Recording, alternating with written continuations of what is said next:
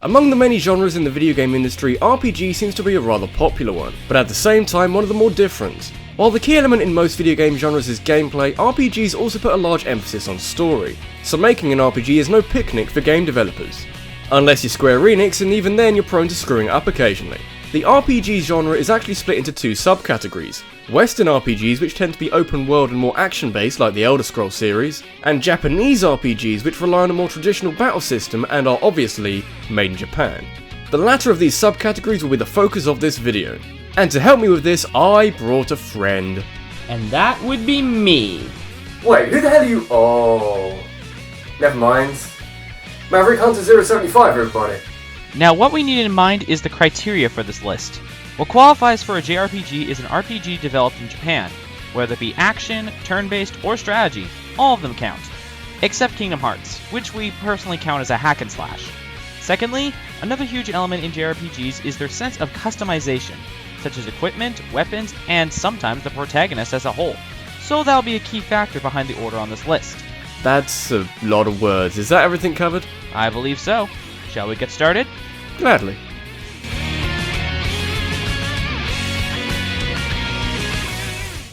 Well, I have a feeling that a certain Fawful's minion is going to have us on his hit list now. What makes you say that? Read the script.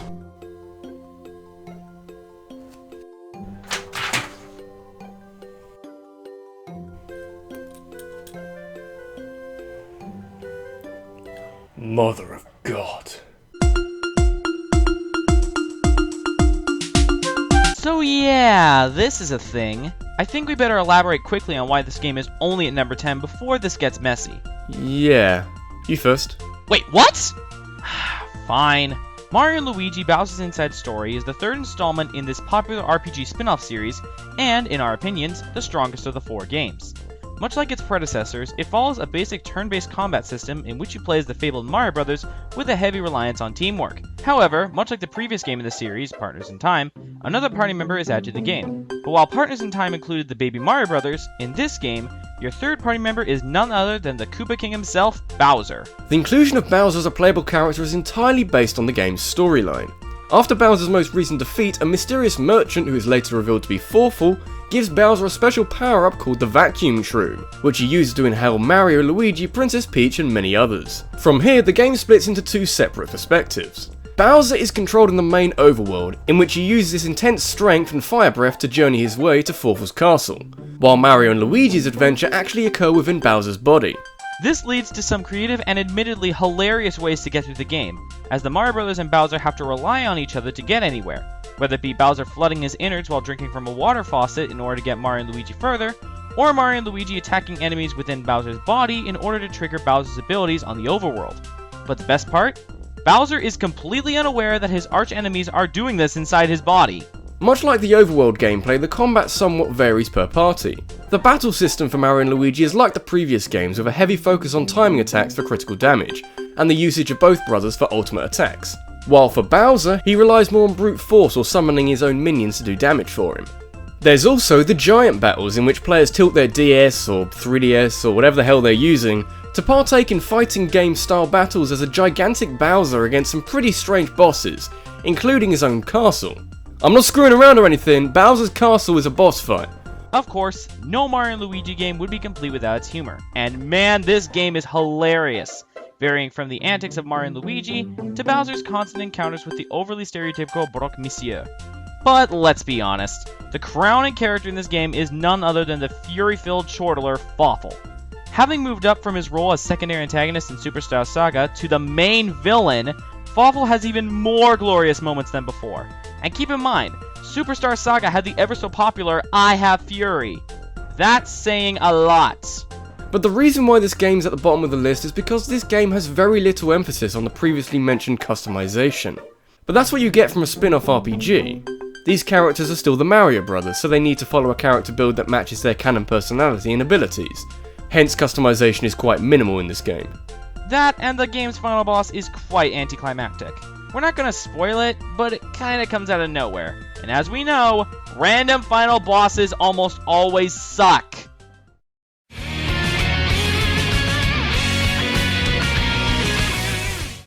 Choosing a Pokemon game for this list was not an easy task, since we knew that no matter what we picked, we'd inevitably earn some more enemies, and we couldn't just not include a Pokemon game because that would be borderline blasphemous.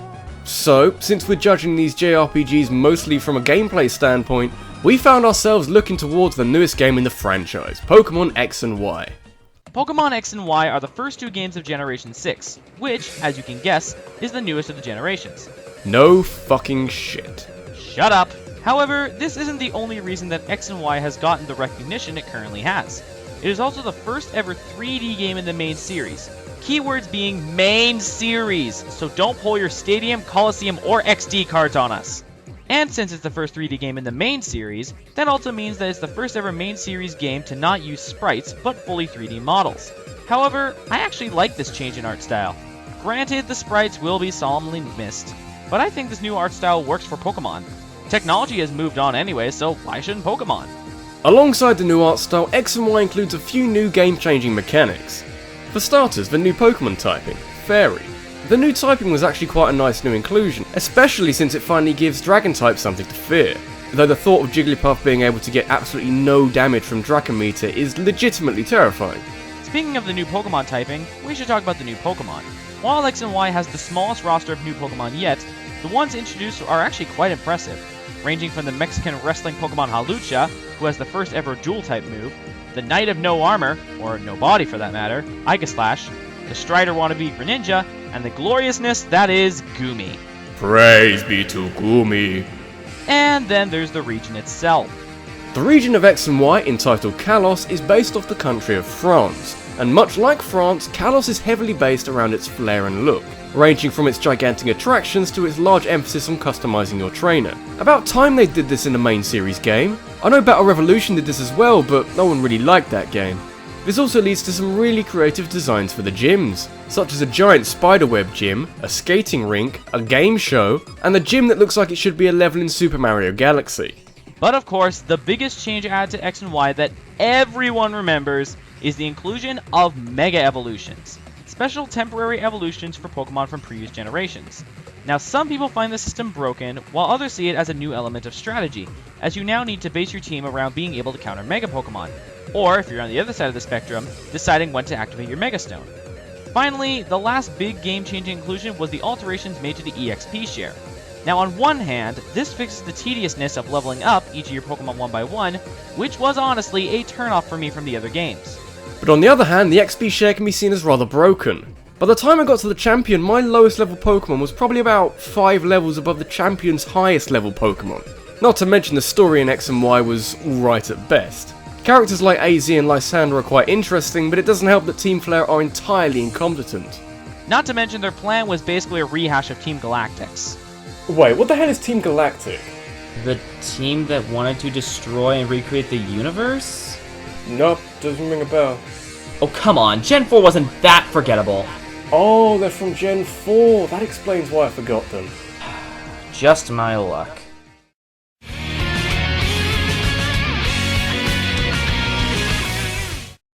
When it comes to most franchises, spin-off games are introduced so the developers have an excuse to make a game in the series that is not like the main games and they won't get hated on.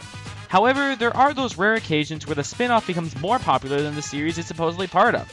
Such is the case with the Shin Megami Tensei spin-off series, Persona.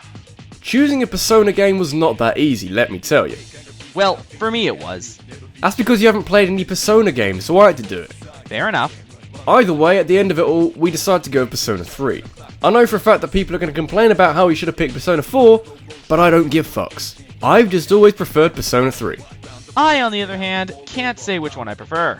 Okay, so Maverick, we get it that you haven't played a Persona game, but do you reckon we could just drop it so it doesn't become a really unfunny and unnecessary running gag in this segment? Is that so hard? Fine, proceed. Let's start with the story. The game focuses on the protagonist, who has recently been transferred to Gekkoukan High School. And only a few days after his arrival, the dorms are attacked by beings known as shadows. It is then that the protagonist inadvertently summons his persona and destroys the shadows attacking him. After this, fellow student Mitsuru Kirijo invites the protagonist to join SEAS, a high school club led by her bent on the destruction of shadows. And soon after, he is taken by SEAS to Gekkoukan at midnight. This is where the Dark Hour commences, in which Gekkoukan becomes the Tower of Tartarus and the shadows are free to roam around. and this Dark Tower is where the majority of the game takes place. Speaking of which, we should move on to the gameplay. Now, unlike most JRPGs, Persona 3 doesn't actually focus entirely just on its combat. The game runs on a day-to-day system, in which you go to school, and after school, you can participate in different activities to increase your personality stats or develop your social links with your fellow classmates, and afterwards, you can either hang out with friends and develop more of your personality stats and social links, or you can wait until the dark hour and go to Tartarus to fight off shadows. With permission from Mitsuru and Akihiko, of course. Granted, it does vary every once in a while, but for the most part, that's how the game works. Though what really stands out is that in battle, the only character you control is the protagonist, even when you have multiple members in your party. And this makes you feel more like a team as you have to rely on your teammates to make the right decisions. Part of the reason why I found myself enjoying Persona 3 so much is because of the characters. Because they're so well developed, they feel more like legitimate characters and less like simple sprites on a screen. And this helps make both the combat and the story much more engaging. It also has a very strange outlook on an otherwise boring life of a Japanese high school student, and I think it works quite well. Plus, the Persona system within the game is well implemented, which makes the game that much more enjoyable. And let's not forget the fantastic soundtrack. Like, it gets genuinely jaw-dropping at times. But this begs the question, why is Persona 3 only at this spawn and not higher on the list?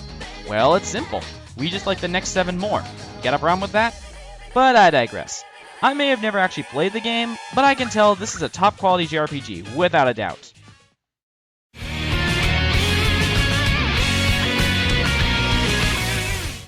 It seems that lately there have been pretty impressive partnerships between video game developers, like Platinum Games and Nintendo, Double Helix and Microsoft, and the huge crossover between Capcom, Namco, and Sega. But who ever thought there would be a partnership between Level 5, the developers of the Professor Layton series, and Studio Ghibli, the Japanese equivalent to Disney? Ladies and gentlemen, we introduce to you Ninokuni Wrath of the White Witch, a more recent JRPG released on the PlayStation 3 and Nintendo DS, although the DS version never came out outside of Japan. Because, nanomachines? Anyways, the game focuses on a 13-year-old boy named Oliver, who lives in the happy little town of Motorville with his mother Allie, until 10 minutes into the game in which she dies. E for everyone, guys! However, Oliver soon discovers from a fairy named Drippy that there is a way to save his mother if he can rescue her counterpart in the Otherworld, the fantasy-like dimension that Drippy is from. So he goes into the Otherworld and joins with the bright-hearted Esther and the thief Swain in a quest to save his mother's life and, at the same time, free the souls of the Otherworld whose hearts have been fractured by the Dark Djinn Shadar. But enough of the story, let's move on to the gameplay. Ninokuni has a very interesting combat system. Think Pokemon fused with the Tales series. In other words, it's a real-time JRPG where you can move freely around the battlefield, attacking and defending and whatnot. But at any time you can summon beings known as familiars to do battle for you. Much like the human characters, familiars can level up, but they can also evolve into stronger familiars at certain levels. Like I said, think Pokemon. Other than the unique combat system, the game plays very much like a standard JRPG, with your overworld, random encounters, and all that other crap. But what really makes this game stand out is its presentation and overall atmosphere. As it's developed by Level 5, the game has a sort of charming but emotional writing that is present in the Professor Layton games. And at the same time, since the game was designed by Studio Ghibli, it has a very Miyazaki feel to it as you would see in movies like Spirited Away and Howl's Moving Castle. In any case, having these two companies work together really worked to the game's advantage. Add on some very well written characters and a beautifully composed soundtrack, and you have one of the best JRPGs of this generation. It's no wonder it won Best RPG at the Video Game Awards this past year. Correction, it's the VGX, not Video Game Awards. That title change was stupid and everyone knows it. Okay then, let's move on.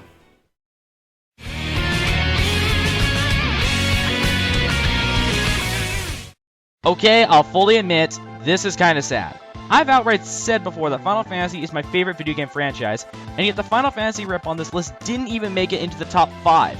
Well, to that, I say blame Rabbit. What'd you say?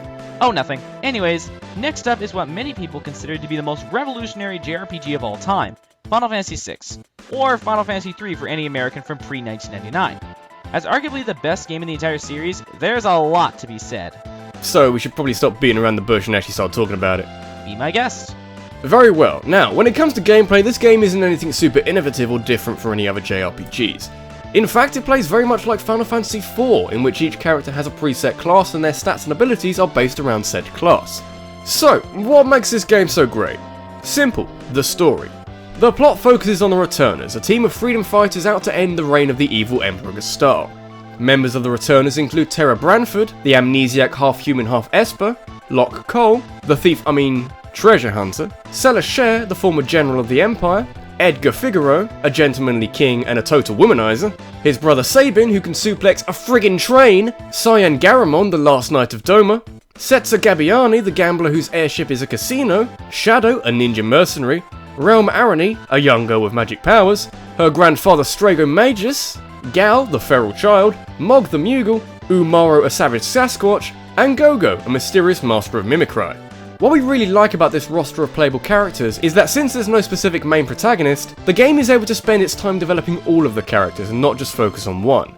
Not to mention, this game takes a lot of risks when it comes to its story, such as dark backstories, attempted suicide, and even one of the first instances, if not the first, in a video game where the villain, that being Gustav's court mage Kefka, actually succeeds in their plan. Nice job with the spoilers there, Rabbid. Hey, you wanted me to talk and that's what I did. You could have at least given a spoiler alert. Never mind. Either way, the story of this game is what makes Final Fantasy VI so popular. But besides that, there's still more to love about this game. For instance, while the game uses the same art style as the previous two games, Final Fantasy VI uses it to its fullest, showing off some of the best presentation ever seen in a 16-bit game. Which leads us to another popular part of this game, the music. Final Fantasy VI's soundtrack is widely considered to be the best in not only Final Fantasy, but in video games as a whole. And yeah, we love it too. Some of its most classic songs include Terra's Theme, Decisive Battle, Aria di Mezzo Carretera, and one of the most famous final boss themes of all time, Dancing Mad. Honestly, what else can we say about this game? It's friggin' Final Fantasy VI, the greatest Final Fantasy game of all time! Well, technically no. What do you mean by that? It'll make more sense in the next part. Hang on, there's a next part?